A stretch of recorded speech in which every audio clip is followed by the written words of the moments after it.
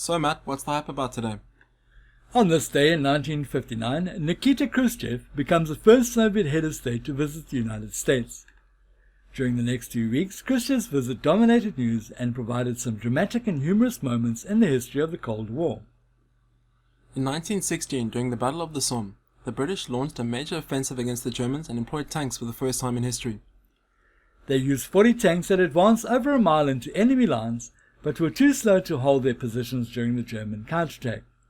They were also subject to mechanical breakdown. But General Sir Douglas Haig, commander of the Allied forces at the Somme, was so impressed that he ordered the War Department to produce hundreds more. On this day in 1940, the Battle of Britain reaches its climax when the Royal Air Force shot down 56 German aircrafts in 2 dogfights lasting less than an hour.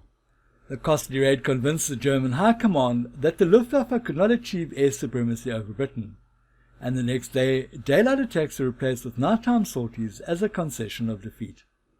And on this day, in 1978, Muhammad Ali defeats Leon Spinks at the Louisiana Superdome in New Orleans to win the heavyweight boxing title for the 3rd time in his career.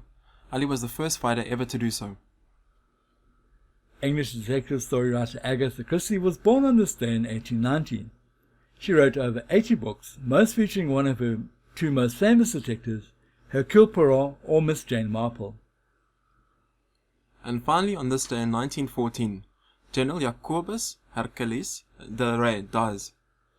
De la Rey, a commander in the Anglo-Boer War and hero to the Afrikaans of South Africa, was shot dead by the police after his chauffeur, on his instructions, defied an order to stop at a roadblock erected in Langlaag to Johannesburg.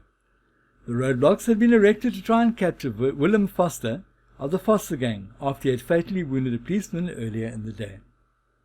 Thanks for watching. Please remember to subscribe to our channel and tune in tomorrow for another This Day in History.